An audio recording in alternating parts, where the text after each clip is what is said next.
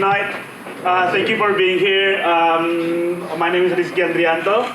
I'm here with my friends and my associates as well. Will Pan here, and then Karina Zhu, and then Prince Wang. Before we begin the presentation, Wolf of Wall Street. Love it. Raise your hand if you love this movie. All right, cool. So, tell me what's interesting about this movie. What's interesting about this movie? Speak up, speak up, speak up. Drugs. Drugs? Come on, man. Yeah, that's interesting. Okay, yeah, drugs. Sniffing crack. Okay. Yeah, no, just speak up, speak it up, speak it up. Live outside of the rules. Live outside the rules, right. What else, what else? I need some more, I need some more. More crime? Right. Okay. Corporate crime, good one. What else, what else? From here, girls, what is interesting about this movie? It's so hot. Yeah, they know it's hard, yeah. So, yeah, for me personally, as Connor, right? Yes. Yeah, okay. As Connor mentioned, corporate crime. So, Wolf of Wall Street brings up, based on the true story, about a guy named Jordan who? Belfort. Yeah, so I know you watched it. So yeah, Jordan Belfort, it's based on true story. This guy made $200 million from manipulating penny stock market. Yeah, penny stock market.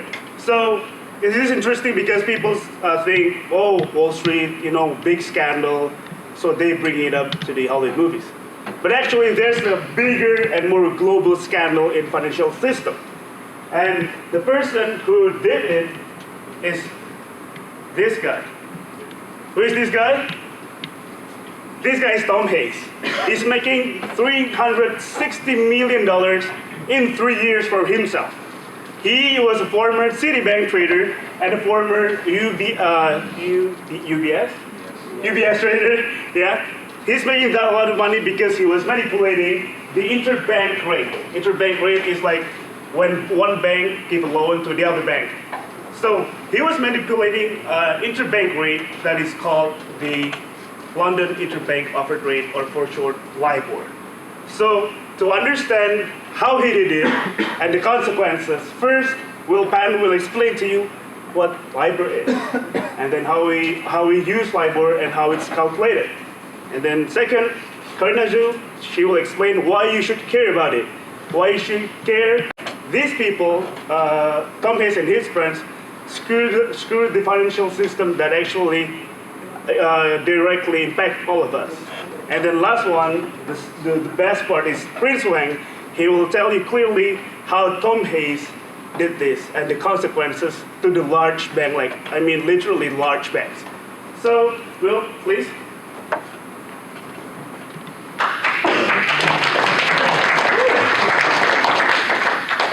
Hi everyone, and I know what you're thinking, we're going to come up here and talk about banking and LIBOR. Probably like LIBOR, more like lie, snore. Well, it's not like that. So, what is the London Interbank Offered Rate, LIBOR? Well, to talk about LIBOR, we first need to talk a little bit about the interbank lending market. So, banks are required to have a specific amount of liquid assets in the reserves. Sometimes banks don't have the legal amount of reserves. So what do? They borrow from other banks. Bottom line here, banks borrow from each other on a daily basis in order to survive. So what is LIBOR? LIBOR is an indication of the average rate in which a large bank in the London interbank market could acquire unsecured funds at a given currency for a given maturity. And LIBOR consists of 5 different currencies: the franc, the euro, the dollar, the yen, and the pound. And it consists of a range of 7 different maturities from overnight all the way up to 12 months, producing 35 different average rates every single day. So, what do we use LIBOR for? We can break down LIBOR's uses into 2 different categories: LIBOR as a benchmark and LIBOR as a barometer. So LIBOR is a benchmark. LIBOR, around the globe, LIBOR is used as the #1 benchmark for short-term interest rate, short-term loans for short-term interest rates. It's also tied to a number of debt instruments. In fact, I believe it's like $10 trillion around the globe is tied to, in debt instruments are tied to LIBOR, including in the US. But it's also a benchmark for financial products, such as derivatives. In fact, the United Kingdom Treasury states that there's over $400 trillion in derivative contracts tied to LIBOR. It might be 300 trillion actually. But so it's a benchmark, but it's also a barometer. We can use it as an indicator of the health of the global banking economy. So, for instance, when there is a lower LIBOR rate, is an indicator that there is cohesion and trust and abundance of liquid assets among these banks. But when there's a high LIBOR rate, it's an indication of lack of trust, lack of cohesion, and worst of all, lack of liquid assets. So let's move on to how we calculate LIBOR. So, each currency that LIBOR calculates an average rate for has a panel of 11 to 18 different contributor banks. Some of these banks some notable ones would be Bank of America, Royal Bank of Scotland, Barclays. And on these panels, every single day, these banks get a call, and they ask them essentially this. If you were to get a loan from another bank in the London interbank market, what interest rate do you believe that you would get for that loan? They collect the data, and they use a method called trimmed arithmetic mean, and they cut the top 25% off and the bottom 25% off of the data they just collected from this panel of 11 to 18 contributing banks. So for instance, here they cut Bank A, Bank B, Bank G, and Bank H off. And with the remaining banks, C, D, E, and F, what they do is they take the highest figure and they take the lowest figure and then they average them. And voila, you have your LIBOR rate.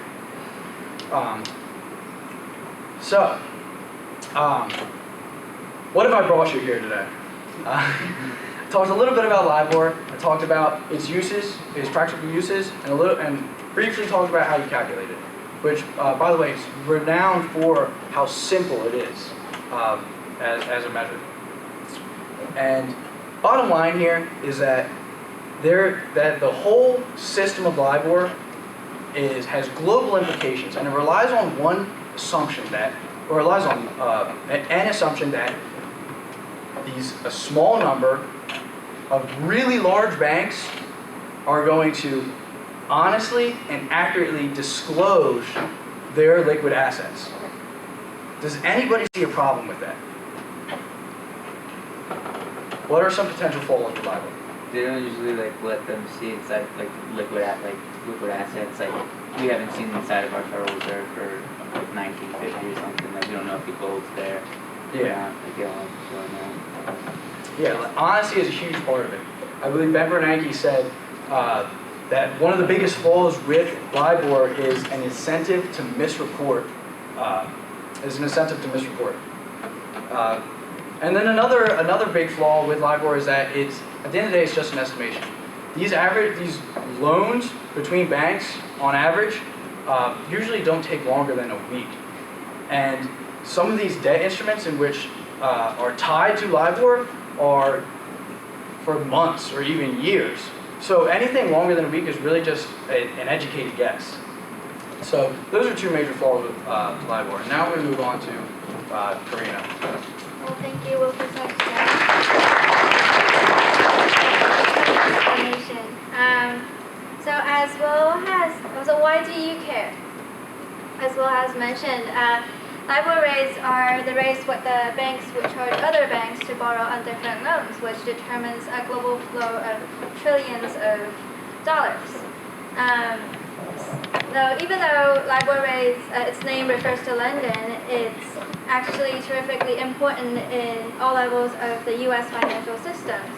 So at a higher level of the U.S. financial systems, corporations and municipalities adopt LIBOR rates to protect themselves against volatile interest rates. And also, as consumers like you guys, we'll see LIBOR rates tied into credit card agreements, adjustable rate mortgages, and also student loans.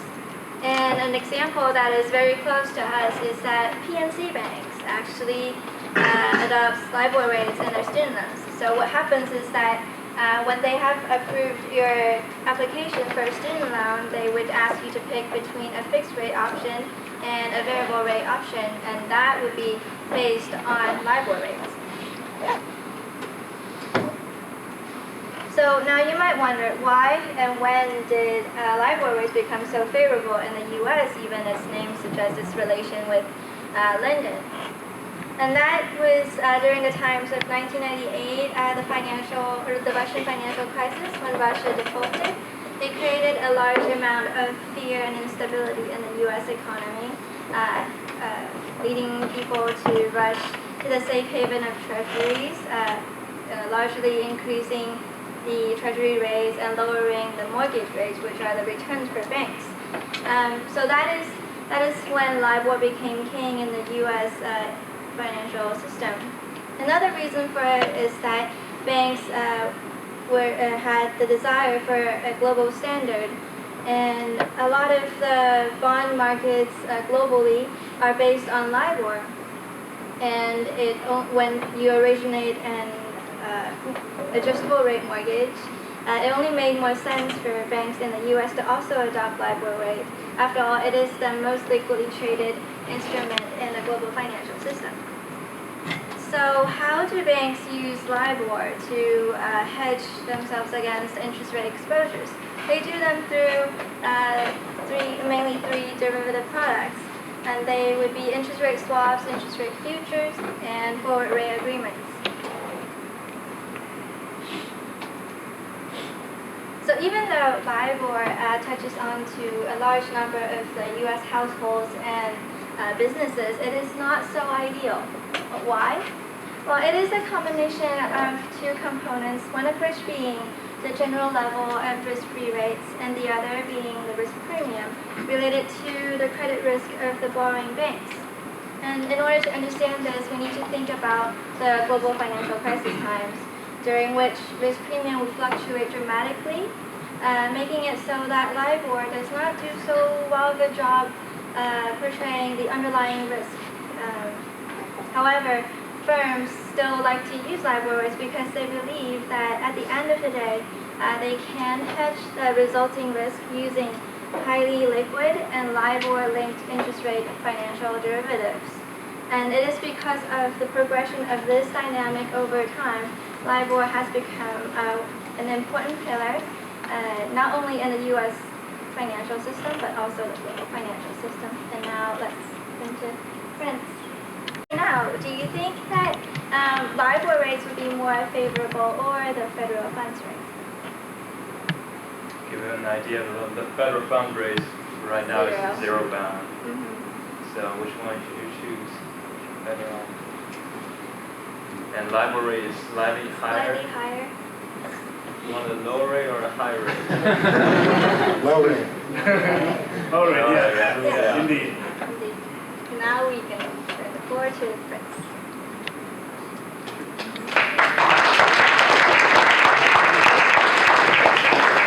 So as you can see, that's Tom Pay's hand over there playing around with the LIBOR. Okay, so I'm going to talk about LIBOR scandal, but why the F? I have a Kardashian's picture over there. So the LIBOR scandal is like a reality show, and just like this. And thanks Risky, Well, and Karina's detailed explanation, now you have a basic idea of how LIBOR works and what's its applications, right? Otherwise, you're probably going to watch like the Kardashians like sitting over there like Kylie Hayes who now? I never watched that show. I assume that's what usually happened. Yeah, but You want to. I don't. Well, okay, our main guy over here, Tom Hayes, as Risky mentioned earlier, basically Leonardo DiCaprio without a beard. Go to the next one. He, come on, doesn't he like look like Leonardo DiCaprio? Oh yeah, I mean nowadays that was more attractive than two girls. Not me. Anyway, he worked at UBS and Citigroup during that period of time, and he made a huge fortune out of this by rigging a LIBOR. So, still, why are we talking about Tom Hayes, friends? That's a good question, audience. Because he's a mastermind behind the whole LIBOR rigging scandal. He is the only one found out how LIBOR works and to find out the flaws. As Will mentioned earlier, LIBOR rate is submitted by individual banks, right? So, and the LIBOR board get rid of the top quarter and the lower quarter and take the average in the middle of 50%. So as you can see on the top picture, if only one bank shifts the rate lower or higher, extremely low or extremely high, it will not affect the LIBOR rate. However, Tom Hayes, he managed to build a connection with multiple brokers to submit a rate. So those banks are shipped together at the same time, thus lower the LIBOR rate. That's the picture I grabbed from Wall Street Journal, and as you can see, our mystery man, Tom Hayes, over there. And I apologize for this, Sammy. He is calling, right? He's probably called the brokers, say, "Oi, mate, move the LIBOR rate up." That's the best I can do. No, that's the best I can do. So basically, he has his fellow traders over there. They think about what kind of rate they want, and they call the brokers, get the brokers to move the rate up or down. How they profit from this, right? So the traders, for example, they can take a long position. That means they're they're hoping the British pound go up. That means a higher rate will help that profit from that, because a higher LIBOR rate means it will strengthen the British pound and weaken the Japanese yen. Thus, they can profit a lot from this, or they can play a long straddle. Just ask the brokers to submit a rate high one day and low the other day, create a volatility, so they can ride along with the volatility and benefit from this, so they can pay the brokers. So ask the brokers, keep calling them, use that English British accent. My accent is horrible, but yeah, keep paying the brokers so they can help them keep going doing that. So the traders and brokers are benefit from this. So what about us? What about the Main Street, right? Because as Karina mentioned earlier, because of LIBOR's ubiquity, LIBOR is everywhere. We have credit cards, we have student loans, right? So as you can see over here, the Alice is the bank over here, and we are Bob over there. Yeah, if the rate is lower than the fixed rate, that means bank gonna pay us more. We're gonna pay less to the bank. So we're happy about that. However, if Tom Hayes raised the rate, asked the bankers to move the rate up, we are actually gonna pay the banks more, because the rate is higher than the fixed rate. So is that happy ending? They can just get away from this? No, regulators pretty smart. So keep that in mind. Never mess with the regulators. They figure out how this works, which is extremely hard, and it turned out it's more than Tom Hayes and those brokers. It's and more than Citigroup, UBS involved in this, HSBC, Deutsche Bank, JP Morgan Chase. They all involved in this because the profit is really huge, and why not do that? And by the way, this is shitty ass picture I grabbed from Wall Street Journal. It's 21st century, and they have this low ass resolution.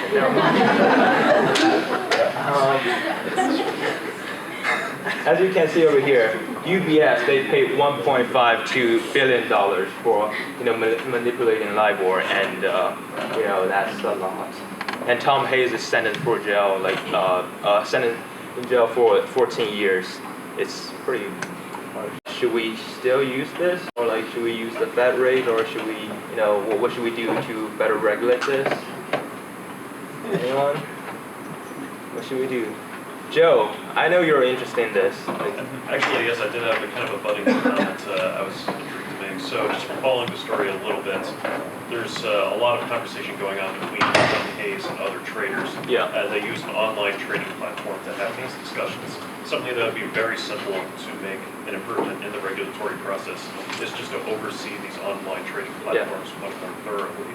So something simple like that would provide the economy as a whole just with more confidence in the regulatory system to do its job and ensure that something like a LIBOR rate breaking scandal might not happen again. Yeah, right, that's correct. And also, let's talk about, there are a lot of regulations after that because of the scandal. As well said before, the rate was submitted daily, right? So now individual banks still submit rate. However, that rate is for the next 3 months. So they don't have the incentives to submit a falsified rate. Thus, they probably will not benefit from the long term. And there's one more alternative I found, which is Bloomberg interbank rate, I think that's the name. Because we all know Bloomberg, they have a huge amount of data. They can use the data to calculate the actual rate, use a real number instead of banks submit an estimation, to get a better, more precise LIBOR rate. So let's get back to Chris. Okay. Thank you, Prince.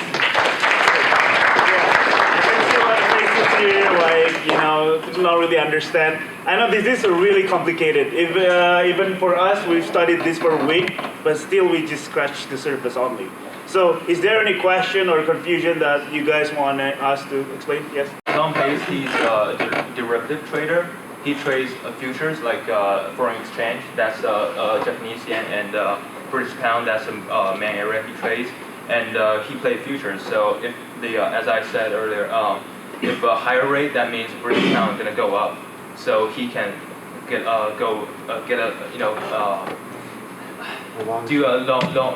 play a long position. So he buy low, and when the rate goes up, the British pound goes up, and sell at high. So he can benefit from this because of the future is highly levered. So he can use a small amount of money and get paid back a lot. So he was actually trading himself too? He was a trader too. So that's why I told you in the beginning, he's making $260 million for himself. Oh, wow. Because of this. Yeah, that's a lot of money.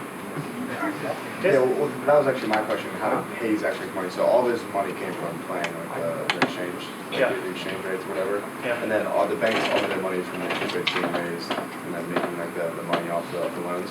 Yeah. So the banks made money. So what I read was like the bank he used to work with, the Citigroup, UBS. The top manager actually understood what happened and what he was doing was wrong. But they gave them a huge fee for that, right. Because of course they're making more money than that. Right. It's like he got like 10% or a couple of percent. So yeah. So those big banks knew this was going on, but it was like collusion sort of? Well, if you read the story, it's kind of complicated. No one really said yes, we know, of course. But of course, this system must be approved by the top leaders, right? Yeah. So Tom Hayes himself told the journalist that everybody knows, but no one said yes. Of course, he is he's the victim of this. Yeah, actually, Goldman Sachs, they actually tried to hire Tom Hayes because he made a lot of fortune at Citibank. So, yeah. I don't know if I wasn't. I might have missed it, but what were the blowbacks from this? Off the financial crisis we saw happening. What economies were impacted most by all this? Can you repeat the question again? Yeah. So what economies had the biggest blowback and suffered the most? From this? Yeah, or just who in general, just I mean, people because or... foreign exchange is a really huge market and it trades daily. Okay, so that means that's they on daily basis people keep trading and people benefit. So people in the exchange rate market. Yeah, the interest rate that we just explained. Actually us, right. the people who use the loan and the interest rates. Yes. How is the federal funds rate different than the LIBOR? Yeah, sure. Yeah, you know. Okay, the Fed rate is, it's like a dictatorship. Janet Yellen says, yeah, we're gonna like keep it low, we're gonna move it up tomorrow. It's like just she herself, like she and the board made the decision. However, the LIBOR board is like submitted by individual bank. So the original thought behind this is that might reflect a more accurate rate, what kind of rate banks actually want, instead of Fed saying, I want to stimulate the economy, I'm going to lower the rate. That's Yeah, the difference between the fixed rate and the floating rate. Yeah. Not to mention, sorry to interrupt, there's also the fact that there's a listed number of banks that belong to the Federal Reserve System, and they're the ones that are called primary dealers, and they're the ones that are involved with the trading of federal funds. So the federal funds are determined just by a select number of U.S. banks, whereas the LIBOR rate involves banks that are involved with other countries. Anyway. Yeah, that's Okay. Is there any questions? Okay. I will leave you with my question. If we make another movie for this LIBOR and Tom Hayes, probably is a good idea, The Cat of Wall Street. So thank you so much. This concludes our presentation.